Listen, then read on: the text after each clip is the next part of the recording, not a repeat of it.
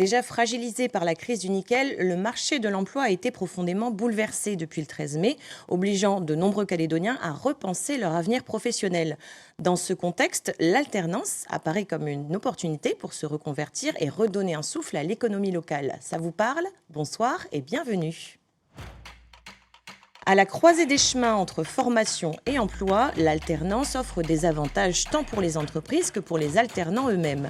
Formation diplômante et rémunérée qui se déroule tantôt en école et tantôt en entreprise, l'alternance peut-elle être une voie face à la crise? Est-ce réellement une solution gagnant-gagnant qui pourrait à la fois redynamiser l'emploi et répondre aux besoins des entreprises?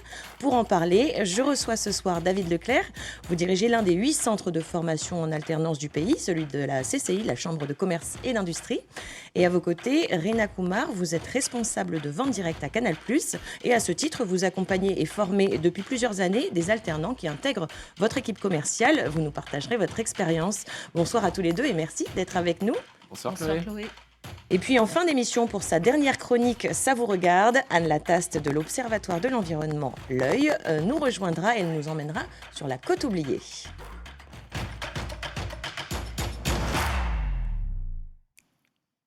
Alors je le disais, la crise a eu un impact dévastateur sur l'emploi. David Leclerc, les entreprises avec lesquelles vous travaillez ont-elles dû interrompre les contrats avec leurs alternants?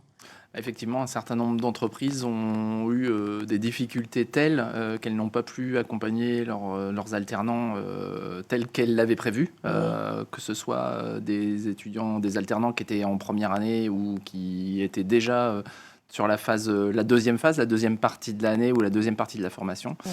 Et on a eu, oui, effectivement, un certain nombre d'interruptions de contrats contraintes. Rina Koumar, ça a été le cas pour vous, par exemple, à Canal+? Alors, on a effectivement perdu un apprenti cette année, pas forcément suite directement aux émeutes. D'accord. Après, on y reviendra plus tard, mais effectivement, le choix de l'alternance, c'est vraiment la connaissance de la gestion personnelle et la gestion professionnelle. Et donc là, suite aux émeutes, il y a eu des difficultés au niveau personnel qui ont entravé la vie professionnelle et qui a fait qu'on a dû interrompre le contrat. Et à quels obstacles, du coup, ont dû faire face vos alternants à la suite à la crise? Des difficultés financières. Oui. Des difficultés financières qui font que, après, personnellement, ça devient compliqué à la maison. Donc forcément, quand ça devient compliqué à la maison, on a du mal à faire face aussi derrière l'engagement professionnel qui a été signé. David Leclerc, quelles ont été justement les principales difficultés rencontrées par les alternants que vous rencontrez, enfin, que vous encadrez, vous, à la CCI? Effectivement, comme le disait Rina, les difficultés financières ont été en ligne de mire, les difficultés de déplacement, de transport, oui. de transport, et puis on va dire en déroulé, le fait de ne pas pouvoir se rendre au travail ou le fait de devoir peut-être pour certains travailler à distance n'était pas forcément possible depuis chez eux. Donc le travail à distance a eu aussi certaines limites. Il y a certains emplois où c'est absolument pas possible de travailler à distance. Il y en a pour qui il était compliqué de travailler à distance parce qu'ils n'avaient soit pas le matériel, soit pas la connexion. Donc voilà, c'est autant de difficultés ou un environnement qui n'était pas propice non plus à travailler. Certaines structures qui ont été détruites aussi. Absolument. CFA, par exemple, Exactement. la Chambre des métiers et de l'artisanat. Alors, on parle des alternants, mais du côté justement des entreprises, les conditions d'embauche sont-elles bouleversées aujourd'hui? Ça a eu un impact très très fort. Moi, je travaille au CFA depuis 20 ans. C'est complètement inédit. On n'a jamais vu ça malgré toutes les crises qu'on a pu traverser, que ce soit Covid, nickel, requin et tout ce qu'on veut. Là, vraiment, c'est complètement inédit avec des entreprises qui font face à des difficultés telles que leur objectif, c'est de maintenir leur outil de travail, de maintenir leur activité, maintenir leurs salariés en emploi. Donc forcément, la formation passe en deuxième rideau, quand bien même elles savent que c'est important, quand bien même elles savent que c'est grâce à ça qu'il pourra y avoir un rebond à un moment donné avec des personnes compétentes et formées. Là, ça ne fait pas partie des priorités. Et pour le coup, on a été assez inquiets sur les dernières semaines. On y reviendra sans doute après. On est un petit peu plus optimiste aujourd'hui, mais on verra comment ça se passe l'année prochaine. Rina Kumar, est-ce que vous continuez de recruter des alternants chez Canal+? Alors oui, on continue de recruter des alternants. On a d'ailleurs déjà trouvé nos futurs alternants pour l'année 2025. On y croit beaucoup à cette jeunesse. Et chez Canal+, on a aussi la chance de faire partie d'un groupe, donc d'avoir quand même une assise pour derrière continuer à former ces jeunes. L'alternance est souvent décrite comme un concept gagnant-gagnant. Alors justement, quels sont les avantages pour une entreprise d'embaucher un alternant, surtout dans un contexte économique tendu? Disons que là, en embauchant un alternant, déjà, on va former à ses propres techniques de travail, on va un petit peu à sa main, si je puis dire. Oui. Et ça, c'est déjà assez formidable. Alors après, c'est un investissement, il faut le souligner. Et comme le disait Rina tout à l'heure, c'est un investissement de la part de l'apprenant, mais c'est un investissement de la part de l'entreprise parce qu'il va falloir donner du temps pour accompagner, pour former, pour compléter les compétences qui doivent l'être. Après, je parle de satellisation parce qu'à partir du moment où tout ça c'est acquis, les alternants sont des salariés déjà, de par le contrat unique d'alternance, sont des salariés de l'entreprise le statut de salarié dans l'entreprise. mais sont considérés comme tels assez rapidement dès lors qu'ils produisent, puisque l'objectif c'est bien de produire. Ils sont 2 semaines en entreprise, 1 semaine en centre de formation en général, et ça les transforme d'entrée de jeu vis-à-vis des collègues, vis-à-vis de l'entreprise comme des salariés. Quel est l'intérêt pour vous à Canal+, justement, de recruter des alternants? Alors l'intérêt pour nous, notre produit est un produit qui est vivant, qui est en permanence en train d'évoluer. Et donc justement, quand on a l'habitude de travailler depuis longtemps dans l'entreprise, de toujours faire les mêmes choses, je pense qu'avoir quelqu'un de jeune, avec un esprit neuf justement, et une ouverture d'esprit et de nouvelles idées, c'est justement un réel avantage. C'est même fabuleux d'avoir ces jeunes qui ont tout à découvrir et qui ont envie justement de faire tout un tas de nouvelles choses. Et ça nous permet à nous, les plus anciens, de nous remettre en question aussi et de pouvoir justement continuer d'avancer avec notre temps. Et donc, il y a des avantages.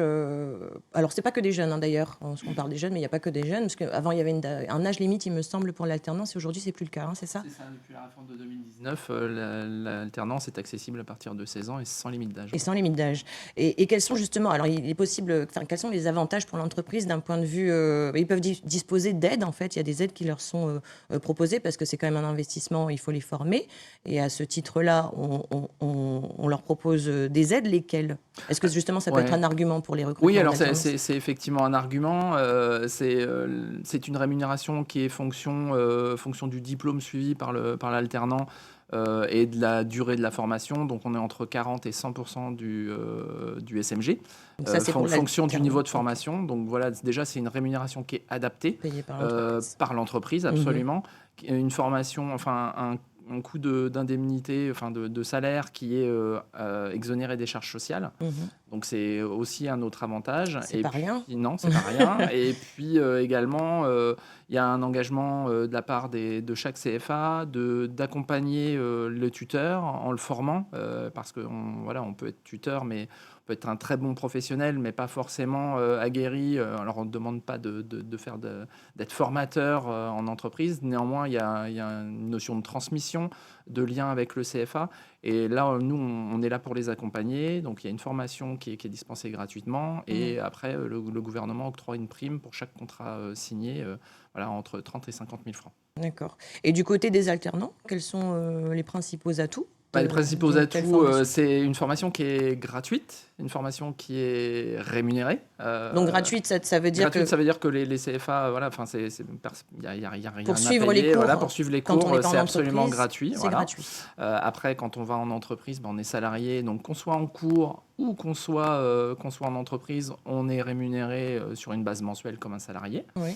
Et puis après, en même temps qu'on prépare un diplôme, on est en train d'acquérir de l'expérience. Et ça, c'est ce qui va faire la différence à la sortie. Puisque on a des taux d'insertion qui sont supérieurs à 90%. Oui. C'est une opportunité pour on parlait de gagnant-gagnant tout à l'heure, c'est-à-dire que c'est une véritable opportunité pour les apprenants, pour les alternants, d'avoir cette expérience-là, et donc d'avoir le diplôme et l'expérience en même temps. Et pour les entreprises, de bénéficier de cette expérience. Ça veut dire que moi, je suis entreprise, j'ai formé pendant 2 ans, 1 an ou 2 ans, mon alternant. J'ai besoin de recruter. Je ne vais pas recruter quelqu'un à l'extérieur qui ne connaît pas mon entreprise, qu'il va falloir que j'accompagne. Oui. Je vais recruter directement un alternant. Donc ça peut être intéressant aussi pour ceux qui ont perdu leur emploi et qui veulent se reconvertir. Ça peut effectivement être une piste de reconversion. On a chaque année des personnes qui envisagent soit la reconversion ou soit la poursuite d'études. Ça peut être aussi, voilà, je suis titulaire d'un bac, je suis titulaire d'un BTS et je veux acquérir de nouvelles compétences et monter en puissance. Rina Kumar, vous avez vous-même, plus jeune, bénéficié de la formation en alternance. Pourquoi est-ce que vous avez choisi cette voie à ce moment-là? Qu'est-ce qui vous a attiré? Alors, j'ai pris mon indépendance très tôt, très jeune, et effectivement, le schéma classique de rester en cours ne me convenait plus. J'avais besoin d'indépendance, d'être complètement autonome, et effectivement, le choix de l'alternance à cette époque-là, c'était une évidence. Et puis ça s'est concrétisé par la suite, puisque je suis restée dans le monde du commerce et je suis devenue aujourd'hui aussi tutrice pour pouvoir faire l'inverse de ce que j'ai pu recevoir. C'est ça, c'est ce qu'on disait un peu tout à l'heure, c'est cette première expérience dans l'entreprise, cette envie d'action, d'aller dans du pratique, du concret tout de suite. Et en plus, on est payé. On a déjà un salaire. Vraiment, ça c'est une attente forte des apprenants qui n'ont pas forcément, les candidats n'ont pas forcément conscience de ce que ça implique. Et comme le disait Rina tout à l'heure, en termes d'organisation, être alternant, c'est une gageure. Il faut cumuler. On cumule. Ce qu'on leur dit, c'est que vous allez cumuler 3 vies pendant toute la durée de votre formation, une vie de salarié, une vie d'étudiant apprenant et votre vie perso, parce qu'il en reste quand même un peu. Il faut qu'elle reste, mais c'est parfois difficile à concilier. Et c'est en ça où les CFA accompagnent beaucoup les apprenants, y compris au niveau social et au niveau de leurs contraintes personnelles et au niveau organisationnel. Pardon. Comment vous les accompagnez du coup? En fait, on a un service, on a une conseillère sociale qui les accompagne sur les parties logement, finances, déplacements. Et ça, c'est vraiment indispensable. Et puis, d'un point de vue médical aussi, pour servir de relais quand besoin est. Parce que voilà, quand on a 18, 19, 20, 23 ans et qu'on est autonome, comme disait Rina, on n'a pas forcément toutes les clés en main. Et on les accompagne aussi sur ces aspects-là, en relais de l'entreprise, évidemment. Et vous, Rina, comment est-ce que vous travaillez avec vos alternants à ce niveau-là? C'est-à-dire comment est-ce que vous les accompagnez, justement, parce que vous qui avez vécu justement cette expérience, peut-être que c'est quelque chose que vous mettez en place aussi. Oui, alors c'est ce que disait David, c'est qu'il y a un réel investissement aussi à offrir et à être capable d'offrir quand on est tuteur. C'est-à-dire que mes alternants, ce n'est pas que des collaborateurs ni des collègues. Derrière, faut vraiment que je m'intéresse à leur vie pour constituer un rapport de confiance. Parce que c'est important que l'apprenti puisse justement avoir confiance en son tuteur pour venir le voir et lui expliquer quand ça ne va pas, quand il y a des incompréhensions, etc. Donc ça, il y a vraiment un rapport de bienveillance qui est mis sur la table dès le départ pour justement que ça se passe correctement. D'accord. David Leclerc, quel est le taux d'insertion, vous nous disiez, dans le milieu professionnel? Alors, on est un taux d'insertion global de plus de 90%, dont 60%, entre 50 et 60% en fonction des années, en entreprise, et après le reste en poursuite d'études, puisque ça permet aussi d'enchaîner sur une poursuite d'études. Voulu initialement parfois, mais des fois non, pas du tout. C'est-à-dire qu'on va avoir des alternants qui vont démarrer une formation chez nous et qui finalement vont se révéler et vont dire mais l'alternance c'est génial, ce domaine-là c'est exactement ce que je voulais faire. Et encouragés souvent par les entreprises aussi à poursuivre leurs études, vont continuer, bac plus 2, bac plus 3, voire bac plus 5 en métropole. J'ai plusieurs exemples comme ça de gens qui sont rentrés chez nous en se disant bon, ça me fera une formation, j'aurai un niveau bac et puis super. Et finalement, 6 ans après, les retrouver titulaires d'un master, c'est vraiment super. Ça redonne un nouveau souffle. Est-ce que, Rina Kumar, vous embauchez à l'issue des formations? Alors, pas chez Canal+, nous Mmh. n'avons pas de plan de recrutement, là-dessus, mais par contre, D'accord. on les accompagne, dans la recherche de leur emploi, Mmh. avec des lettres de recommandation, avec notre propre réseau aussi, personnel Mmh. et puis bon, on garde contact avec eux, dans tous les cas. Je sais que là, j'ai eu dernièrement, un entretien au téléphone, pour, une ancienne alternante qui cherchait du travail. C'est une grande fierté déjà de pouvoir, faire cet entretien et c'est, d'autant plus encore une grande fierté de savoir qu'elle a eu un CDI à Mmh. la clé derrière. Alors David, Leclerc, pour 2025, combien de formations proposez-vous et quels secteurs sont les plus, recruteurs, les plus demandeurs? Alors pour 2025, c'est une année un peu particulière, hein, dans la mesure où le budget du gouvernement n'est toujours pas voté et que le gouvernement Oui. finance pour partie l'alternance. Mmh. Néanmoins, nous, on a pris soin de démarrer ces recrutements. Donc on va proposer une douzaine de formations sur la CCI. Et donc on est dans les domaines du commerce, des services à l'entreprise. Donc dedans, on a le numérique, la comptabilité, la gestion, mais également le transport, la logistique et également une formation de préparateur en pharmacie. Ah oui, OK. Donc voilà, les domaines sont assez Oui, diversifiés. Pour l'instant, il n'y a pas un domaine qui prédomine d'accord. l'un par rapport à l'autre. On a des demandes de la part d'entreprises sur les différents diplômes jusqu'à présent. Et bon, on s'attache à ouvrir ces formations le plus tôt possible. Ça va démarrer en février.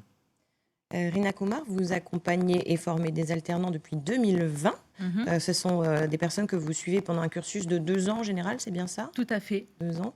Quel constat est-ce que vous faites? Quelle évolution est-ce que vous observez, dans leur apprentissage au sein de l'entreprise? C'est plutôt, magique même l'évolution parce que quand ils arrivent, alors la plupart des alternants sortent, de lycée. Si on n'est pas dans un schéma de reconversion, ils sortent de lycée. Donc c'est, entre guillemets «des bébés», hein. Ils sont, encore en mode, école, scolarité où je suis sur un bureau et j'écoute, sagement le professeur. Et au bout de 2 ans, ce sont de réels commerciaux qui enfin là dans mon cas parce qu'on parle de BTS, NDRC et d'étudiants à l'EGC, ce sont de réels commerciaux, ambitieux, responsables, qui s'envolent justement vers soit d'autres études, soit la recherche Mmh. d'emploi et il y a vraiment, une réelle satisfaction pour, le tuteur, déjà de les voir Oui. grandir, hein, parce que, on s'attache, hein, au bout de 2 ans, quand même, il y a un lien qui s'est créé et il y a aussi une reconnaissance de Mmh. la part, de l'apprenti, qui est pas négligeable. Ça fait vraiment plaisir aussi, de voir que voilà, ce qu'on a pu transmettre, ça a été mis en pratique, ça a été compris justement Mmh.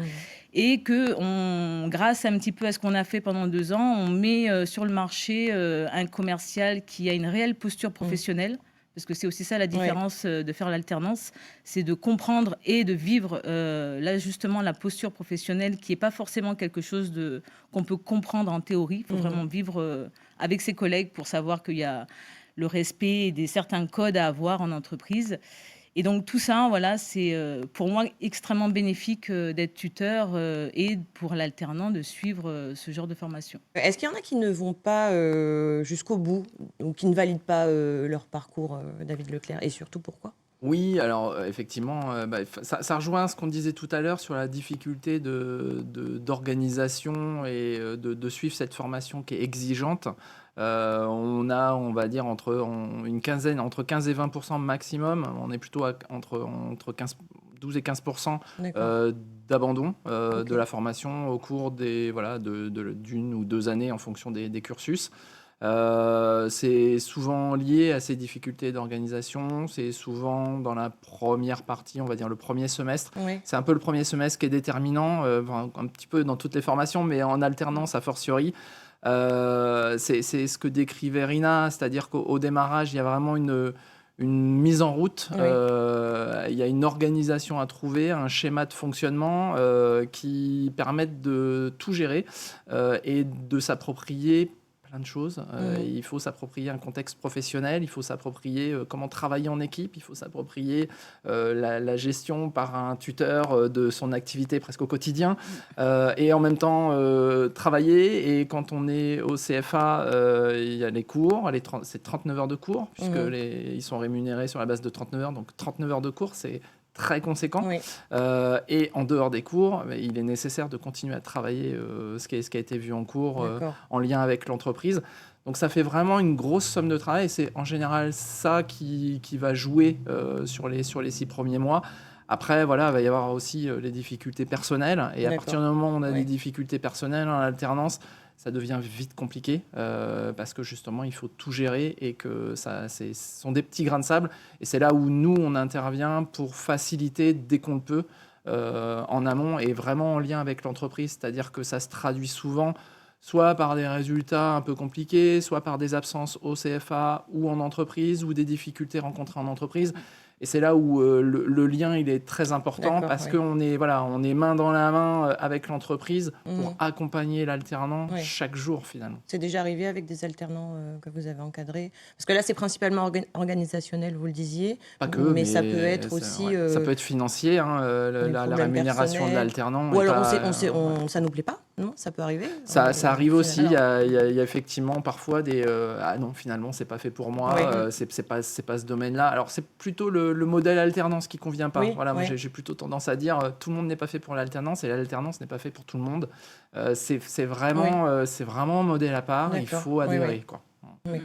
C'est ça, vous aviez déjà eu, vous, des alternants qui s'est arrivé, que vous encadriez, qui ont finalement décidé de... Qui ont arrêté, oui, ça arrive. Après, on le voit très rapidement aussi. Et comme le disait David, on travaille main dans la main, on se connaît tous depuis plusieurs années au CFA et on est très bien accompagnés là-dessus. Donc, on échange régulièrement. D'accord. Et de toute façon, quand un alternant arrête, on se rend compte très vite qu'il y a des difficultés des deux côtés, à la CCI et en entreprise. Okay. Et comment faire justement pour qu'une entreprise ne profite pas du système, on va dire, en embauchant justement que des alternants qui sont finalement moins chers que des salariés? En fait, ça se fait de soi-même. En fait, c'est-à-dire que ce sont des personnes qui, pour une partie d'entre eux, c'est pas le cas pour tous, parce que certains qui auraient travaillé avant ou qui ont fait une alternance avant ont déjà des compétences, mais une partie d'entre eux n'ont pas encore les compétences. Donc, comme on parlait d'investissement tout à l'heure, il faut pas croire qu'un alternant qui n'a jamais travaillé soit ultra compétitif et ultra performant avant 2-3 mois. Donc déjà, ça limite un petit peu l'effet d'aubaine, si on peut l'appeler comme ça. Et puis les entreprises sont pas dans ce modèle-là, elles sont vraiment dans une politique de en plus. On peut pas considérer qu'un alternant va remplacer un salarié parce que il n'est pas là tout le temps. 2, il n'est pas encore compétent sur le domaine sur lequel il est en formation. Donc là, ces deux effets conjugués font qu'on n'a pas vraiment cette problématique-là qui se pose. On approche de la fin. Alors pour conclure, ce matin, la CCI organisait un job dating pour aider les alternants à trouver des entreprises. Hier, c'était à l'UNC. La semaine dernière, c'était à l'École du Design. C'est important, ce genre de rencontre. Ça fait gagner du temps, déjà, j'imagine. Oui, ça fait gagner du temps à tout le monde, que ce soit pour les entreprises qui se mobilisent sur une matinée et donc ne vont pas passer des jours et des jours à recevoir des étudiants, des alternants et puis lire des CV. Et puis pour les apprenants, c'est un peu un pied à l'étrier, c'est-à-dire que quand c'est un peu difficile d'aller déposer son CV et d'aller essayer de se vendre, là on le fait dans un cadre qui est un peu plus on va dire organisé pour eux et de fait ça fait déjà de la mise en relation. Oui, puis ça humanise un peu, là on est en face à face, c'est pas des mails qu'on envoie. Clairement, mais non, on leur conseille quand même de se déplacer, c'est important. Est-ce que Canal+ y participait Alors on y participe chaque année. Cette année, j'ai eu la chance de rencontrer déjà en amont les 3 futurs alternants qui ont été heureusement pris. Donc j'ai pas participé ce matin parce qu'ils sont déjà en job d'été avec nous d'ailleurs et prêts pour l'année prochaine. Très bien. Merci beaucoup. Je vous propose à présent de retrouver Anne Lataste. Place à la chronique de l'œil. Ça vous regarde.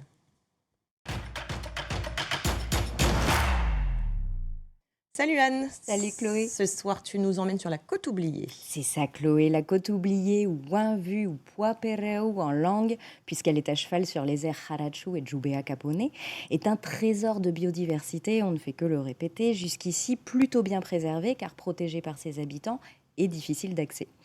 Et pour que ça dure, il faut bien la connaître et ça devient vraiment une nécessité. Et c'est là que tu vas me dire que vous avez justement un projet pour ça. Tu nous connais si bien. En effet, après Païta, Tuo, Poum et les îles Loyauté, les communes de Thio et Yaté et la province sud lancent un projet porté par l'œil d'atlas de la biodiversité communale sur la côte oubliée. Cet atlas, cet ABC, sera un outil pour comprendre, protéger et valoriser la biodiversité locale grâce au soutien financier de l'Office français de la biodiversité. Alors concrètement, qu'est-ce que ça veut dire pour les gens de la côte oubliée? Alors, un ABC permet de rassembler connaissances scientifiques et traditionnelles, locales. Le bénéfice pour la population est donc double, les retombées directes pour les guides et les structures d'accueil des équipes qui devront se rendre sur le terrain, et le résultat, après, à terme, du projet en termes d'intelligence collective. L'inventaire des espèces, l'analyse des menaces qui permettront de proposer une stratégie co-construite pour gérer ce patrimoine dans un contexte de changement climatique qui est prégnant. L'important là-dedans, c'est le collectif. C'est-à-dire que autorités coutumières, chercheurs, associations seront impliqués et puis pourquoi pas les écoles à des fins de sensibilisation des plus jeunes. Ouais, bon, ça doit représenter un travail monstre. Vous en êtes où là? Eh bien, nous avons déjà compilé plus de 30 000 données existantes qui révèlent des premiers chiffres à rendre jaloux tous les naturalistes du monde. 80% des plantes sont endémiques, 74% des oiseaux, 27% des espèces d'eau douce de la côte oubliée. Dans certaines zones, on monte même à 95%. Ce qui est quand même... Ah oui. Et il y a déjà eu des missions sur le terrain? Alors non, parce que 2024 a été un peu compliqué pour organiser ce genre de Ouais. choses. Donc il faut d'abord reprendre les palabres coutumiers. D'accord. Et puis on a profité de ce temps pour avancer justement sur la partie chiffres et bibliographique. Et le projet, on le construit vraiment collectivement, respectant le rythme de chacun, y compris celui d'un œil qui est en difficulté. Oui. L'équipe est en chômage partiel à 75%, donc ça nous ralentit aussi. Mais on n'abandonne pas nos missions et c'est pour ça que j'en parle aujourd'hui. Et alors justement, qu'est-ce qu'on peut faire pour participer et soutenir l'œil? Alors, il faut d'abord suivre le projet, s'informer. Donc, pour ça, il suffit de suivre oeil.nc ou sur nos réseaux sociaux et nous contacter pour participer si vous êtes de l'endroit, de la côte oubliée. Et pour ceux qui peuvent faire un don déductible des impôts sur notre cagnotte Litchi, parce que chaque aide, chaque partage, chaque témoignage de soutien peuvent faire la différence pour l'avenir de l'œil. Donc, on compte un peu sur vous tous. Merci beaucoup Anne et surtout courage à l'équipe de l'œil qui participe l'œil à la préservation de l'environnement depuis maintenant 15 ans. C'est ainsi que se referme cette émission. Merci à mes invités David Leclerc et Rina Kumar d'être venus parler de la formation par alternance sur le plateau de Ça vous parle ce soir. Peut-être un dernier mot, David Leclerc, les recrutements sont toujours ouverts pour les entreprises? Oui, absolument. Toutes les entreprises qui souhaitent recruter des alternants peuvent faire appel directement à la CCI pour accueillir un alternant l'année prochaine. Très bien, c'est noté. Merci beaucoup également de nous avoir suivis, chers téléspectateurs, et je vous souhaite une très bonne soirée sur Calédonia.